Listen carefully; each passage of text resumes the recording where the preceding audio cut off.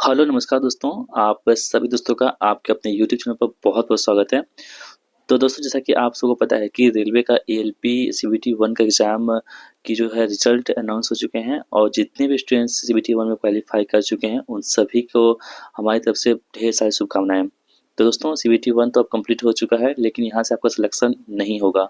Selection आपका कहाँ से होगा? सीबीटी 2 से होगा। सीबीटी 2 में भी कहाँ से? जो मेन इम्पोर्टेंट रोल है दोस्तों, वो है इलेक्ट्रीशियन ट्रेड का। ठीक है, इलेक्ट्रीशियन ट्रेड जिसका इसका अपना-अपना ट्रेड होगा, तो जो हम आज के इस वीडियो में हम डिस्कस करेंगे वो इलेक्ट्रीशियन ट्रेड के बारे में डिस्कस करेंगे। तो जिसका भी इलेक्ट्रीशियन ट्रेड है वो इम्पोर्टेंट है। दोस्तों को पता है कि सीबीटी 2 में जो पार्ट वी है उसमें आपको इलेक्ट्रीशियन ट्रेड प्रश्न पूछे जाएँगे। यदि आप इलेक्ट्रीशियन ट्रेड में पास होते हैं उसके बाद ही आपका सी जो पार्ट ए है उसका जाँच किया जाएगा। बाकी यदि आप इसमें फेल हो जाते हैं तो आपका कहानी यहीं से समाप्त हो जाती है। तो ये इलेक्ट्रीशियन ट्रेड आप सभी के लिए बहुत ज़्यादा इम्पोर्टेंट है।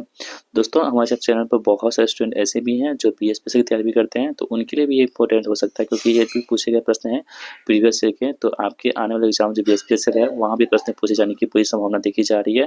तो इस वीडियो को आप लास्ट तक देखेंगे। दोस्तों हमने इस वीडियो में आप सभी के लिए जो एएलपी टेक्नीशियन का एग्जाम हुआ था 22 जनवरी 2019 को शिफ्ट 1 में, ठीक है, इन उन सभी प्रश्नों को हमने एसके झा सर के द्वारा जो प्रैक्टिस सेट लॉन्च हुई है इलेक्ट्रीशियन ट्रेड के लिए, उससे लिया है। ठीक है, तो ये हम आपको क्या करेंगे, पूरे सेट को यहाँ पे डिस्कस करेंगे, तो ये वीडियो आप सभी के लिए इम्पोर्टेंट होगा।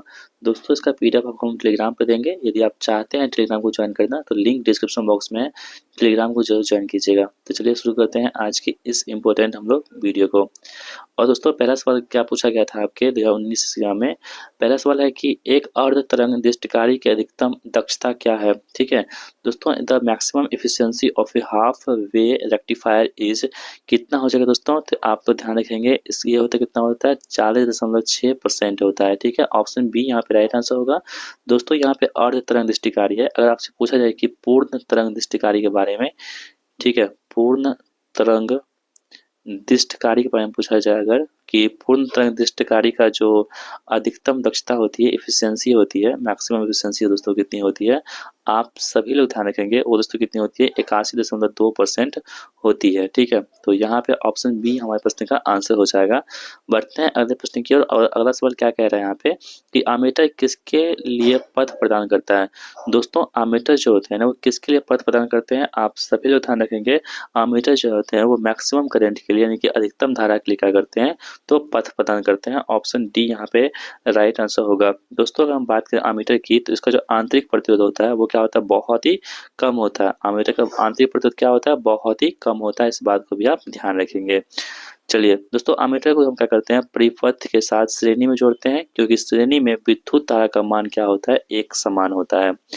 अगला सवाल दोस्तों कह रहा है कि विद्युत वाहक बल की एसआई इकाई क्या होती है? दोस्तों विद्युत वाहक बल जो होते हैं, इलेक्ट्रोमोटिव फोर्स जो होते हैं, इसकी इकाई एसआई इकाई क्या होती है, ऐसा यूनिट क्या होता है दोस्तों, आप सभी लोग ध्यान रखेंगे। क्या होता है, वोल्ट होता है विद्युत वाहक बल की इकाई। ऑप्शन ए यहाँ पे राइट आंसर हमारा होगा। दोस्तों एम्पेयर अभी आपने देखा था, विद्युत धारा जो होती है करंट, उसका ऐसा मतलब क्या होता है, एम्पेयर होता है। और दोस्तों बल का ऐसा मतलब क्या होता है, न्यूटन होता है। और जो वेबर होता है, चुंबकीय फ्लक्स का ऐसा मतलब क्या होता है, वेबर होता है। इस बात को भी आप ध्यान में रखते हुए चलेंगे। अगला सवाल दोस्तों क्या है कि स्क्विरल केज मोटर की गति किस पर निर्भर करती है? ठीक है दोस्तों, स्क्विरल केज मोटर की गति होती है, आप सभी लोग ध्यान रखेंगे, ये स्टेटर ध्रुवों की संख्या को बदलकर बदली जा सकती है। ऑप्शन ए यहाँ पे राइट आंसर हमारा हो जाएगा। अगला है कि एक बैटरी चार्जर एक डेस्क की तरह काम करता है। दोस्तों जो बैटरी चार्जर हमारे पास होता है वो किस तरह से काम करता है, तो दोस्तों आप ध्यान रखेंगे, ये क्या होते हैं, एक रेक्टिफायर की तरह काम करते हैं, जिसे क्या बोलते हैं, दृष्टिकारी कहते हैं हिंदी में। ठीक है दोस्तों, ये जो बैटरी चार्जर होते हैं ना, इसका मुख्य रूप से काम क्या होता है, ये एसी को क्या करते हैं, डीसी में परिवर्तित करते हैं। एसी को डीसी में परिवर्तित करते हैं, कौन सा, बैटरी चार्जर। ठीक है, और दोस्तों इसमें जो सेमीकंडक्टर लगा होता है वो पीएन जो डायोड होते हैं, पीएन संधि डायोड का लगा होता है। इस बात को भी आप ध्यान में रखेंगे। ठीक है, और दोस्तों जो बैटरी चार्जर होती हैं उसमें सबसे ज़्यादा हम किसका प्रयोग करते हैं, तो ब्रिज सर्किट रेक्टिफायर का इस्तेमाल इसमें हम लोग करते हैं। इस बात को भी आप ध्यान में रखेंगे। तो ऑप्शन बी यहाँ पे हमारे प्रश्न का आंसर हो जाएगा। चलिए बढ़ते हैं अगले सवाल की ओर। कह रहा है कि एक विद्युत वाहन में एक स्पीडोमीटर वाहन की गति को प्रदर्शित करता है, जबकि एक डैश मोटर की गति को प्रदर्शित करता है। दोस्तों आपको पता है कि विद्युत वाहन में जो है ना स्पीडोमीटर का काम क्या होता है, तो वाहन की गति को बताना होता है, ठीक है। जबकि दोस्तों मोटर की गति कौन बतलाता है, तो आप सभी लोग ध्यान रखेंगे जो टैकोमीटर होता है ना, ये क्या करते हैं, मोटर की गति को बतलाता है। तो इस प्रकार आप देखिएगा तो ऑप्शन नंबर ए यहाँ पे हमारे प्रश्न का आंसर हो जाएगा, ठीक है। दोस्तों जो वायु दाब मापी होती है बैरोमीटर होता है, तो आप ये दाब को मापने के लिए सब इस्तेमाल करते हैं हम लोग, तो बैरोमीटर का इस्तेमाल करते हैं। चलिए क्लीट वायरिंग में खांचे डैश से बने होते हैं। तो दोस्तों जो क्लीट वायरिंग होते हैं इसमें जो खांचे बने होते हैं वो किसके बने होते हैं, तो पोर्सलिन के बने होते हैं। और पोर्सलिन को हिंदी में क्या कहते हैं, चीनी मिट्टी कहते हैं। ऑप्शन ए यहाँ पे आंसर हमारा हो जाएगा, ठीक है। दोस्तों ये क्या होते हैं, तार से ले जाने की सबसे सस्ती और साधारण विधि होती है क्लीट वायरिंग, ठीक है। आपसे प्रश्न पूछा जाए कि सबसे सस्ती और साधारण विधि कौन सी होती है, तो आपको बताना होगा क्लीट वायरिंग जो होती है वो सबसे सस्ती और साधारण विधि होती है।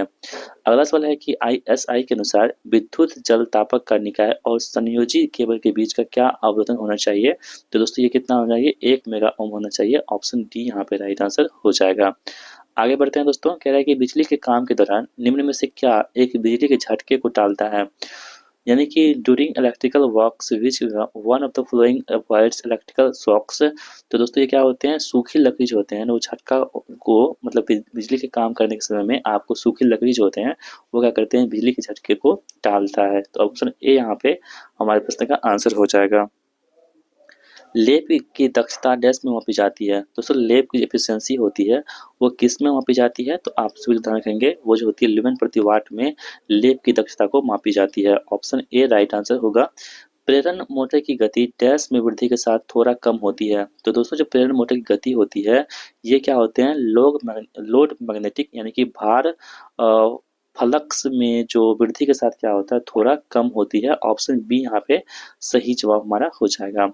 अगला प्रश्न कह रहा है कि निम्नलिखित में से कौन सा स्वचालित विद्युत आयरन का तापमान विनियमक घटक है। तो दोस्तों जो स्वचालित विद्युत आयरन होते हैं ना उसका तापमान विनिमय घटक कौन से होते हैं आपको बताना है। वो होते कौन सा, थर्मोस्टेट होता है। ऑप्शन सी यहाँ पे राइट आंसर हमारा हो जाएगा। एक लिजासस पैटर्न कैसे बनाया जाता है, तो एक जो लिजासस पैटर्न है उसको हम लोग कैसे बना सकते हैं दोस्तों, तो आप लोग ध्यान रखेंगे एक ही अक्ष वर्गाकार तरंग और ज्वावक्रीय तरंग खींच करके इसे बना सकते हैं। ऑप्शन सी यहाँ पे राइट आंसर हो जाएगा। अगला प्रश्न कह रहा है कि जब एक प्रत्यावर्तक को अति उत्तेजित किया कहा जाता है तब क्या होता है, यानी कि what happens when an alternator is said to be over excited. तो दोस्तों जब एक प्रत्यावर्तक को अति उत्तेजित कहा जाता है तब क्या होता है दोस्तों, तो आप तो ध्यान रखेंगे तब जो होता है वो पश्चगामी शक्ति गुणक यानी कि लैगिंग पावर फैक्टर होता है। ऑप्शन सी यहाँ पे राइट आंसर हो जाएगा। सोल्डरिंग के लिए अनुशंसित विन्यास क्या है, तो दोस्तों the recommend of configuration for soldering is, यानी कि सोल्डरिंग के लिए अनुशंसित विन्यास क्या होता है, वो कौन सा जोड़ होता है, वो होता है कौन सा हमारे पास लेप जॉइंट होता है। ऑप्शन ए राइट आंसर हमारा होगा। निम्नलिखित में से कौन सा इलेक्ट्रोड पाइप से भू संपर्कन के लिए उपयोग किया जाता है, ठीक है। तो दोस्तों इसका सही जवाब हो जाएगा ऑप्शन बी, यानी कि खोखला रोड हॉलो जीआई रोड का इस्तेमाल करते हैं इसमें। ऑप्शन बी यहाँ पे सही जवाब होगा। एक 3 इनपुट नोर गेट उच्च ओपी देता है जब क्या होगा, तो दोस्तों जब क्या होगा, जब सभी आईपी निम्न होते हैं तभी ये क्या करते हैं, इनपुट देते हैं। ऑप्शन सी यहाँ पे सही जवाब हमारा हो जाएगा। दी गई आकृति में दिखाई गई फाइल के प्रकार को पहचानिए। तो ये आकृति जो फाइल दिखाई गई है ना ये किस प्रकार की फाइल है आपको पहचान करनी है, ठीक है। तो आप ध्यान से देखेंगे तो ये जो होगा आपके पास हो जाएगी ये डबल कट वाली फाइल, यानी कि डबल कट फाइल यहाँ पे हो जाएगी। ऑप्शन बी यहाँ पे राइट आंसर हमारा हो जाएगा। निम्नलिखित में से किस ट्रांसफार्मर में द्वितीयक कुंडली को हमेशा बंद रखा जाता है, तो कौन सा ऐसे ट्रांसफार्मर है जिसमें द्वितीय कुंडली को हमेशा बंद रखा जाता है। तो आप सभी लोग ध्यान रखेंगे जो धारा ट्रांसफार्मर है, करंट ट्रांसफार्मर, इसमें जो है आपके द्वितीय कुंडली को हमेशा बंद रखा जाता है। ऑप्शन ए यहाँ पे राइट आंसर हमारा हो जाएगा। एल्युमिनियम केबल को ताम्र बस बार से जोड़ने के लिए इस्तेमाल किए जाने वाले लग के प्रकार को पहचानिए। वो लग कौन सा होगा, तो आप सभी लोग ध्यान रखेंगे वो लग जो हो जाएगा यहाँ पे वो द्विधातु केबल लग यानी कि बाय मेटेलिक केबल लग यहाँ पे हो जाएगा। अगला प्रश्न है कि 3 चरण प्रणाली संतुलित स्टार संयोजित प्रणाली में कुल शक्ति मापने के लिए पर्याप्त होते हैं। तो दोस्तों आप ध्यान रखेंगे वो 1 वाट मीटर पर्याप्त होते हैं। पाइप के भू-संपर्कन प्रतिरोध को डैश नियंत्रित किया जा सकता है। तो पाइप से भू-संपर्कन प्रतिरोध को डैश से नियंत्रित किया जा सकता है। तो आप सभी लोग ध्यान रखेंगे, ये हम लोग नमक और पानी के डाल करके उसे हम लोग कंट्रोल कर सकते हैं। यदि परिपथ का प्रतिरोध और प्रतिबाधा प्रत्येक 10 ओम है, तो इसका शक्ति गुणांक कितना होगा? तो दोस्तों इसका शक्ति गुणांक कितना हो जाएगा? वो क्या होगा? एकल होगा, यानी कि यूनिटी होगा। निम्नलिखित में से कौन एक अवरोधक नहीं है? तो यहाँ पर आप ध्यान रखेंगे, जो हमारे पास सोना है ना, ये क्या होते हैं? अवरोधक नहीं है। बाकी कांच, लकड़ी और अभ्रक यहाँ पे क्या हो जाएंगे? वो अवरोधक के प्रकार हो जाएंगे। यहाँ पे कह रहा है कि एक क्षारीय सेल को 12 घंटे के लिए 4 एम्पीयर के स्थिर प्रवाह में डिस्चार्ज किया जाता है। इसकी ऊर्जा की मूल स्थिति को पुनर्स्थापित करने के लिए 20 घंटे के लिए 3 एम्पीयर की एक स्थिर धारा की आवश्यकता होती है। AH दक्षता की गणना कीजिए। ठीक है, इसकी गणना करने के लिए कराया। तो दोस्तों यहाँ पे जो आउटपुट हो जाएगी वो कितनी हो जाएगी? वर्ष में कितना होता है? 48 यहाँ पे हो जाएगा आउटपुट, और यहाँ पे पिछले कितना हो जाएगा? 60 हो जाएगा। ठीक है, तो 48 और 60 हो गया। अब हमको एज एफिशिएंसी निकालनी है, तो हम कैसे करेंगे? 48/60 गुना कितना कर देंगे? 100 कर देंगे। तो कितना? 20 दिया 60, 20 पंचे 100, ये कितना? 16 तिया 48, 16 पंचे 80% इसका आंसर होगा, जो किसमें दे रखा है? ऑप्शन नंबर ए में दे रखा है। आगे बढ़ते हैं। शक्ति संचरण में लाइन समर्थनों का कार्य क्या होता है? तो शक्ति संचरण में जो लाइन समर्थन होते हैं, इसका काम क्या होता है? इसका काम होता है कि ऊर्जित चालक और भूमि के बीच पर्याप्त निकासी बनाए रखना इसका प्रमुख काम होता है। अगला सवाल दोस्तों कह रहा है कि यदि डीसी शंट मोटर के क्षेत्र चलते समय खुला है तो गति का क्या होगा? यदि डीसी शंट मोटर का क्षेत्र जो है ना चलते समय खुला हुआ रह जाता है, तो गति का जो है, गति का क्या होगा? तो दोस्तों आप लोग ध्यान रखेंगे, गति का क्या होगा? तो मोटर की गति खतरनाक रूप से उच्च हो जाएगा। ऑप्शन डी यहाँ पे सही जवाब हमारा हो जाएगा। निम्नलिखित में से किस मीटर को विद्युत रोधन परीक्षण माना जाता है? ठीक है, तो दोस्तों हमारे पास जो है मेगर इंसुलेशन परीक्षक, यानी कि इंसुलेशन टेस्टर के नाम से भी जानते हैं किसको? मेगर को। ऑप्शन ए यहाँ पे राइट आंसर हो जाएगा। ठीक है दोस्तों, मेगर जो होता है ना, ये उच्च प्रतिरोध के मापन हेतु अत्यंत ही सुग्राही एवं दक्षता वाला उपकरण होता है। निम्नलिखित में से कौन से मोटर में गति विनियमन सबसे कमजोर होता है? तो कौन सा ऐसा मोटर है जिसमें गति विनियमन जो होती है सबसे कमजोर होता है दोस्तों? तो वो कौन सा हमारे पास होता है? वो श्रेणी मोटर होता है, जिसमें क्या होते हैं? तो गति विनियमन क्या होती है? सबसे कमजोर होता है। सात्विक मोटर यानी कि यूनिवर्सल मोटर का गति नियंत्रण निम्नलिखित में से किसके द्वारा किया जा सकता है? तो दोस्तों जो यूनिवर्सल मोटर होते हैं, इसका जो गति नियंत्रण होते हैं वो किसके द्वारा किया जाता है? तो आप सभी ध्यान रखेंगे, जो फ्लक्स फील्ड कंट्रोल होती है ना, इसके द्वारा इसको किया जाता है। एक विद्युत स्टोव के संचालन के लिए आवश्यक आवृत्ति कौन सी होती है?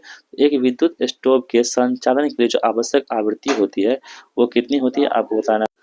तो दोस्तों कितनी हो जाएगी? 50 हर्ट्ज हो जाएगी। ऑप्शन बी यहाँ पे राइट आंसर हमारा हो जाएगा। ठीक है, चलिए बढ़ते हैं सवाल की ओर। कह रहा है कि लघु परिसर रेखा पर फेज दोष के लिए किस प्रकार का रिले पसंद किया जाता है? तो दोस्तों आप ध्यान रखेंगे, जो प्रतिघात प्रकार होते हैं, रेसिस्टेंस टाइप के जो रिले होते हैं उसको पसंद किए जाते हैं। यदि एक डीसी मोटर के आर्मेचर में 12 चालक प्रति स्लॉट के साथ 39 स्लॉट है, तो चालकों की कुल संख्या कितनी होगी? तो चालकों से दोस्तों कितनी हो जाएगी? जेड बराबर क्या होता है कि आपके पास स्पॉट की कुल संख्या गुना चालक प्रति स्लॉट, यानी कि 39 गुना आप 12 कर दीजिएगा, तो यही आपके पास क्या हो जाएगी? चालकों की कुल संख्या हो जाएगी, जो कितना? 468 हो जाएगा। जो ऑप्शन नंबर देख लेते हैं हम लोग कहाँ पे है? 468 ऑप्शन बी में दे रखा है। आगे बढ़ते हैं। कह रहा है कि एक जनरेटर के अधिस्थापन के दौरान एक चीज को ध्यानपूर्वक सुनिश्चित करना चाहिए कि जनरेटर टर्मिनल और सभी नियंत्रण वायरिंग सही है, जिससे डैश का क्रम प्रणाली से मेल खाता हो। तो दोस्तों ये क्या हो जाएगा पास? तो फेज अनुक्रम हो जाएगा। ऑप्शन बी यहाँ पे सही जवाब हमारा हो जाएगा। नीचे दिए में से कौन सा विद्युत रोधन प्रतिरोध वोल्टेज है जो अधिकतम 600 वोल्ट पर चलने वाले उपकरण के लिए आवश्यक होते हैं? तो दोस्तों वो कितने हो जाएंगे आपके पास? 1000 वोल्ट हो जाएगा। ऑप्शन बी यहाँ पे राइट आंसर हमारा हो जाएगा। तुल्यकालिक मोटर क्या होते हैं दोस्तों? तो तुल्यकालिक मोटर जो होते हैं आप सभी देखेंगे, ये क्या होते हैं? नॉट सेल्फ स्टार्टिंग, यानी कि खुद से ये स्टार्ट नहीं होता है। ठीक है दोस्तों, इसका प्रयोग वहाँ पे किया जाता है जहाँ पे निम्न गति पर उच्च शक्ति की जरूरत पड़ती है, वहीं पर हम क्या करते हैं? तुल्यकालिक मोटर का इस्तेमाल करते हैं। एक वृत्ताकारी ट्रांसफार्मर का घुमाव अनुपात क्या होता है? तो एक वृत्ताकारी जो ट्रांसफार्मर होते हैं, इसका जो घुमाव अनुपात होता है, यानी कि टर्न रेशियो जो होता है दोस्तों, वो कितना होता है? आप ये ध्यान रखेंगे, वो 1:1 की रेशियो में होता है। दिए गए विकल्प में से घरेलू उपकरण के लिए केबल का एक प्रकार चुनिए। तो दोस्तों वो कौन सा केबल हो जाएगा, तो वो गोल लचीली केबल हो जाएगा। यहाँ पे जो राउंड फ्लेक्सिबल केबल होता है यही इसका आंसर हो जाएगा। एक कुंडली 100 वोल्ट 50 हर्ट्ज आपूर्ति के साथ संयोजित है। यदि परिपथ की प्रतिबाधा 10 ओम है तो परिपथ होने वाली धारा कितनी होगी। तो दोस्तों कितनी हो जाएगी, 100/10 कर दीजिए, कितना हो जाएगा, 10 ओम हो जाएगा। ऑप्शन नंबर 10 एम्पियर हो जाएगा। ऑप्शन नंबर बी यहाँ पे राइट आंसर हमारा हो जाएगा। एक एसी परिपथ के प्रेरणिक और धारिता प्रतिघात को किसके किसके रूप में निर्धारित करते हैं। तो दोस्तों ये निर्धारित हम लोग करते हैं, आप तो ध्यान रखेंगे, उसे ओम के रूप में हम क्या करते हैं, निर्धारित करते हैं। ऑप्शन बी यहाँ पे राइट आंसर होगा। निम्नलिखित में से टाका अनुप्रयोग के लिए फ्लक्स के रूप में कौन सा धातु आमतौर पर पसंद नहीं की जाती है। तो दोस्तों आप तो ध्यान रखेंगे, जो लेड होती है ये पसंद नहीं की जाती है, बाकी बोरेक्स, जिंक क्लोराइड और अमोनियम क्लोराइड जो है पसंद की जाती है। एक यूपीएस यदि 150 एच 12 वोल्ट बैटरी द्वारा 150 वाट का भार वहन करता है तो उसका बैकअप समय कितना होगा। तो दोस्तों उसका बैकअप समय आपको निकालना है, उसका बैकअप समय कितना हो जाएगा। तो आप देखिए बैटरी का रेटिंग कितना दे रखा है दोस्तों, आपके पास 12 वोल्ट दे रखा है, ठीक है, और 150 एच का यहाँ पे दे रखा है, ठीक है। तो आप शक्ति कितना हमारे पास है, 150 वाट की यहाँ पे शक्ति दे रखी है। तो बैटरी द्वारा आपूर्ति की ऊर्जा हम निकालेंगे तो वोल्टेज गुना क्या हो जाएगा, एच हो जाएगा, यानी कि 12 गुना कितना कर देंगे, 150 कर देंगे। तो ये क्या आपके पास क्या हो जाएगी, तो ऊर्जा निकल के आ जाएगी, ठीक है। तो ये कितना हमारे पास हो जाएगा, 1800 वाट यहाँ पे हो जाएगा, ठीक है, वाट घंटा। आगे बढ़ते हैं, आप कहेंगे बैकअप का समय निकालने के लिए, तो बैटरी द्वारा आपूर्ति की गई ऊर्जा बटा भार शक्ति, यानी कि 1800 आप बटा कितना हो जाएगा दोस्तों, 150 हो जाएगा। आप इसे काट दीजिएगा, कितना आपके पास आएगा, 12 घंटा आएगा, जो ऑप्शन नंबर डी में दे रखा है। दी गई आकृति में वोल्ट मीटर द्वारा क्या मान दिखाया गया जाता है। तो दोस्तों आप ध्यान रखेंगे, ये कितना होता है, 1 वोल्ट का मान यहाँ पे दिखाई दिया जाता है, ठीक है। निम्नलिखित में से कौन सी मशीन विद्युत ऊर्जा को यांत्रिक ऊर्जा में परिवर्तित करती है। तो दोस्तों जो हमारे पास है यहाँ पे ये तुल्यकालिक मोटर, सिंक्रोनस मोटर जो होती है, ये क्या करते हैं, विद्युत धारा को, विद्युत ऊर्जा को क्या करते हैं, यांत्रिक ऊर्जा में चेंज करते हैं। अगर हम बात करें डायनेमो का, तो डायनेमो क्या करता है, ये यांत्रिक ऊर्जा को क्या करता है, विद्युत ऊर्जा में चेंज करता है। यांत्रिक को विद्युत में चेंज करता है कौन सा, डायनेमो। विद्युत वायरिंग में प्रयुक्त चालक डैश का होना चाहिए। तो विद्युत वायरिंग में जो प्रयुक्त चालक होते हैं किसका होना चाहिए दोस्तों, आप तो ध्यान रखिएगा, ये दोस्तों किसका, तांबा यानी कॉपर का होना चाहिए। निम्नलिखित में से कौन सा मानक वोल्टेज प्राथमिक वितरण के लिए उपयोग करते हैं। दोस्तों प्राथमिक जो है हमारे पास प्राइमरी डिस्ट्रीब्यूशन, इसके जो हम उपयोग करते हैं वो कौन सा होता है, 11 किलो वोल्ट जिसका इस्तेमाल करते हैं। ऑप्शन डी यहाँ पे सही जवाब हमारा हो जाएगा, ठीक है। अगला सवाल हमारे पास है कि सोल्डरिंग में फ्लक्स का मुख्य उद्देश्य निम्नलिखित में से क्या होता है। तो सोल्डरिंग में जब फ्लक्स होते हैं इसका मुख्य उद्देश्य क्या लगाने का होता है। तो आप ध्यान रखेंगे, धातु की सतह को साफ और ऑक्साइड मुक्त रखना, ये क्या होते हैं, इसका मुख्य उद्देश्य होते हैं, ठीक है। अगला सवाल दोस्तों है कि डीसी परिपथ पर निम्नलिखित में से कौन से मीटर का उपयोग नहीं किया जाता है। तो दोस्तों यहाँ पर आप देखेंगे, तो डीसी परिपथ पर निम्नलिखित में से कौन से मीटर का उपयोग नहीं किया जाता है। आपके पास 4 ऑप्शन दे रखे हैं, आप ध्यान से देखेंगे, तो जो इंडक्शन मीटर्स है इसका उपयोग यहाँ पे नहीं किया जाता है, बाकी अन्य का उपयोग यहाँ पे किया जाता है। एक विद्युत ओवन में थर्मोस्टेट का कार्य क्या होता है। तो एक विद्युत ओवन में थर्मोस्टेट जो होता है इसका प्रमुख काम होता है दोस्तों, आप ध्यान रखिएगा, ये होता है टेम्परेचर को क्या करता है, नियंत्रित करना होता है, कंट्रोल करना होता है। कठोर तारों को काटने के लिए कौन सी पकड़ सबसे उपयुक्त होती है। तो कठोर तारों को पकड़ने के लिए, काटने के लिए जो सबसे अच्छी पकड़ मजबूत होती है वो कौन सी होती है, आप ध्यान रखेंगे, वो होती है डायगोनल कटर्स। ऑप्शन डी यहाँ पे राइट आंसर हमारा होगा। एक पृथक उत्तेजित जनरेटर क्षेत्र कुंडलन डैश में संयोजित होता है। तो दोस्तों ये क्या होते हैं, स्रोत के साथ श्रृंखला में क्या होते हैं, यहाँ पे संयोजित हो जाते हैं। निम्न में से कौन सा त्वरित और स्विचिंग के कारण उच्च वोल्टेज वृद्धि के विरुद्ध सुरक्षा के रूप में काम करता है। तो दोस्तों जो हॉर्न गैप्स होते हैं ये क्या करते हैं, सुरक्षा के रूप में यहाँ पे काम करते हैं। भंडारण बैटरी की रिचार्ज चार्जिंग डैश में मदद करती है। तो दोस्तों जो भंडारण बैटरी की रिचार्ज चार्जिंग है ये किस में मदद करती है। तो ये आप ध्यान रखेंगे, ये होते हैं इसे तार और ताजा और पूर्ण रूप से आवेशित रखती है। ऑप्शन बी यहाँ पे राइट आंसर हमारा होगा। दिए गए विकल्प में से चित्र में दिखाए गए जोड़ के प्रकार को पहचानिए। ये आपके पास एक चित्र है, इसमें कौन सा जोड़ का इस्तेमाल किया गया है, किस ज्वाइंट का इस्तेमाल किया गया है, आपको वो पहचानना है, ठीक है। तो दोस्तों इसमें आप देखेंगे तो रेड जेल जो ज्वाइंट होते हैं उसका इस्तेमाल यहाँ पे किया गया है। दिए गए चित्र में यंत्र की त्रुटि के प्रकार को पहचानिए। कौन सी त्रुटि यहाँ पे दे रखी है दोस्तों? तो हिस्टैरिसीस जो यहाँ पे त्रुटि है इसमें इस चित्र में बतलाया गया है, इस बात को भी आप ध्यान रखेंगे। ये भी आपके एग्जाम में प्रश्न पूछे गए हैं तो आपको ध्यान रखना होगा। आगे बढ़ते हैं, कह रहे हैं यदि 200 केवीए 2220 वोल्ट के ट्रांसफार्मर के द्वितीयक कुंडल में 100 घुमाव होते हैं तो इसकी प्राथमिक में घुमाव की संख्या कितनी होगी? दोस्तों आपने पढ़ा होगा एक ट्रांसफार्मर रेशियो के बारे में। ये क्या होता है? तो ये N2/N1 होता है, बराबर कितना हो जाएगा? तो ये V1 बटे क्या हो जाएगा? यहाँ पे V2/V1 हो जाएगा, ठीक है। तो इस फॉर्मूला में आप पुट कर दीजिए, आपका आंसर आ जाएगा। तो हमारे पास N2 कितना है? हमारे पास दे रखा है दोस्तों, N2 हमको निकालना है ना। एक सेकेंड, हमारे पास क्या क्या दे रखा है? N1 दे रखा है, और क्या निकालना है कि प्राथमिक में घुमाव की संख्या कितनी होगी? N1, हाँ N2 दे रखा है हमको, N1 की वैल्यू हमको पूछा जा रहा है, ठीक है। तो दोस्तों यहाँ पे देखेंगे, यहाँ पे कितना हो जाएगा? 100 हो जाएगा, और N1 हमको निकालना है, और V2 हमारे पास कितना दे रखा है दोस्तों? हमारे पास तो V2 हमारे पास दे रखा है कितना? 2000, अब बटे कितना हो जाएगा? यहाँ पे 200 हो जाएगा। इसे आप जब कट कर दीजिएगा तो N1 की मान कितना आपके पास हो जाएगा? वो 10 टर्न्स यानी कि 10 गुना हो जाएगा, जो ऑप्शन नंबर बी में दे रखा है। दी गई आकृति में प्रतीक क्या दिखाता है? जो प्रतीक है ये कौन सी आकृति क्या दिखाती है दोस्तों? ये आपके पास डीसी मोटर को दिखाता है। ऑप्शन डी यहाँ पे राइट आंसर हमारा हो जाएगा। श्रृंखला धारिता वोल्टमीटर किसका माप कर सकता है? तो श्रृंखला धारिता वोल्टमीटर जो है ये किसका माप कर सकता है दोस्तों? आप लोग ध्यान रखेंगे, ये जो है आपके एसी वोल्टेज को कर सकता है। ऑप्शन बी यहाँ पे सही जवाब हमारा होगा। आगे बढ़ते हैं, कह रहा है कि धातु के उपकरण पर प्रेरित निम्न वोल्टेज के कारण निम्न प्रभाव उत्पन्न होता है जिससे डैश का प्रयोग करके बचा जा सकता है। तो दोस्तों ये आपके पास अर्थिंग से बचा जा सकता है, ठीक है। सेंटर टेप ट्रांसफार्मर से पूर्ण तरंग दृष्टिकारी बनाने के लिए कितने डायोड की आवश्यकता होती है? तो दोस्तों आप ध्यान रखेंगे, ये कितने? 2 डायोड की आप क्या होती है? आवश्यकता होती है। एनपीएन ट्रांजिस्टर के सामान्य प्रचालन के लिए क्या होता है दोस्तों? आप ध्यान से पढ़ेंगे तो ऑप्शन डी हमारे पास है, उत्सर्जक आधार संधि को अग्र अभिनीत किया जाना चाहिए और आधार संग्राहक संधि को विपरीत अभिनीत किया जाना चाहिए। यही इसका क्या होगा? सही जवाब हमारा हो जाएगा।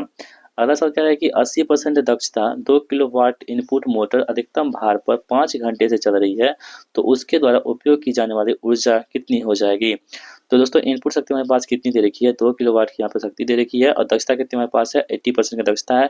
टाइम हमारे पास 5 घंटे दे रखे हैं, तो आउटपुट शक्ति बराबर क्या होता है? इनपुट शक्ति इंटू दक्षता, यानी कि 2 इंटू कितना कर देंगे? 0.8 कर देंगे तो कितना होगा? 1.6 किलोवाट हो जाएगा यहाँ पे, ठीक है। अब कह रहा है कि आउटपुट ऊर्जा निकालने के लिए दोस्तों कितना? 1.6, समय कितना है? 5 कर देंगे 16.80, यानी कि आपसे काट दीजिएगा तो कितना होगा? 8 किलोवाट हो जाएगा। तो 8 किलोवाट कहाँ पे दे रखा है? ऑप्शन नंबर डी में दे रखा है 8 किलोवाट, ठीक है। यहाँ पे 8 छूट गया है तो आप 8 किलोवाट यहाँ पे लिख लीजिएगा। अगला प्रश्न है कि श्रेणी जनरेटर का उपयोग आमतौर पर नहीं किया जाता है क्योंकि उसका टर्मिनल वोल्टेज क्या होता है? तो उसका टर्मिनल वोल्टेज दोस्तों क्या होता है? भार परिवर्तन के साथ क्या होते हैं? परिवर्तित होते हैं। ऑप्शन बी यहाँ पे राइट आंसर हमारा हो जाएगा। आगे बढ़ते हैं, कह रहा है कि नीचे दिए गए प्रतीक द्वारा दर्शाया गया है। दोस्तों ये प्रतीक, ये जो चिन्ह है ये किसका चिन्ह दर्शाया गया है? तो ध्यान से देखेंगे आप लोग, तो ये दोस्तों क्या होते हैं? कैपेसिटर होते हैं। संधारित्र ध्रुवीकरण का यहाँ पे इसका उदाहरण दिया गया है फिगर के अनुसार। निम्नलिखित में से किस विधि का उपयोग मिट्टी के प्रतिरोध को कम करने के लिए नहीं किया जा सकता है? तो दोस्तों आप ध्यान रखेंगे, जो छोटे आकार की भू-संपर्क प्लेटों का प्रयोग करना ये नहीं किया जा सकता है, बाकी बड़े आकार की भू-संपर्क प्लेटों का प्रयोग करना ये किया जा सकता है। पाउडर, चारकोल और नमक के मिश्रण का प्रयोग करना ये कर सकते हैं, और गहराई तक भू-संपर्क प्लेट को दबाना ये सभी कर सकते हैं, ठीक है। तो ऑप्शन डी यहाँ पे हमारे प्रश्न का आंसर हो जाएगा।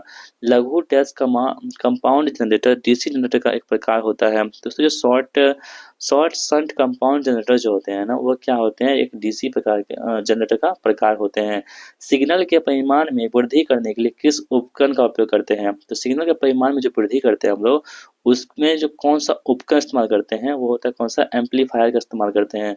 500 केवीए के ऊपर की रेटिंग के ट्रांसफार्मर को क्या कहा जाता है? तो दोस्तों इसे हम लोग क्या बोलते हैं? वितरण ट्रांसफार्मर कहते हैं, डिस्ट्रीब्यूशन ट्रांसफार्मर के नाम से जानते हैं। निम्नलिखित में से कौन से स्टार्टर का उपयोग डीसी मोटर में नहीं किया जा सकता? तो दोस्तों जो हमारे पास स्टार डेल्टा स्टार्टर है इसका उपयोग हम डीसी मोटर में नहीं कर सकते हैं, बाकी अन्य का कर सकते हैं। यहाँ पे कह रहा है कि निकेल लोहा सेल का धनात्मक प्लेट किसका बना होता है? तो दोस्तों जो निकेल लोहा प्लेट है, इसका जो धनात्मक प्लेट है किसका बना होता है? ये होता है निकेल हाइड्रोक्साइड का बना होता है, ठीक। सवाल है 30 वोल्ट की आईपी सीमा के साथ एक सीआरओ का उपयोग करके 250 वोल्ट डीसी के मापन के लिए न्यूनतम स्केल अप्रोच कितना होगा। तो दोस्तों कितना हो जाएगा पास 10x माइनस 10x हो जाएगा। ठीक है, चलिए अगला सवाल देख लेते हैं हम लोग। विद्युत वितरण खंभे के लिए उपयोग किए जाने वाले विद्युत रोधक रिंग डैश के बने होते हैं।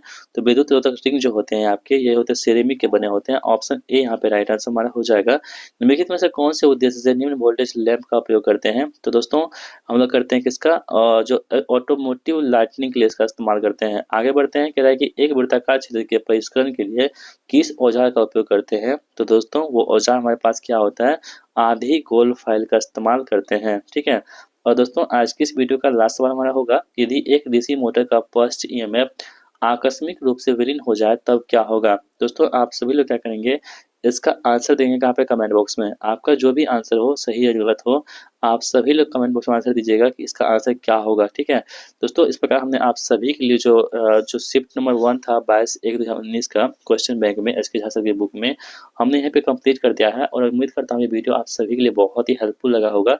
दोस्तों यदि आप चाहते हैं कि इसी तरह की वीडियो देखना है तो वीडियो को लाइक कर दीजिएगा, और इस चैनल पर नए हैं तो चैनल को सब्सक्राइब भी जरूर कर दीजिएगा। चलिए मिलते हैं नेक्स्ट वीडियो में, तब तक के लिए जय हिंद, वंदे मातरम।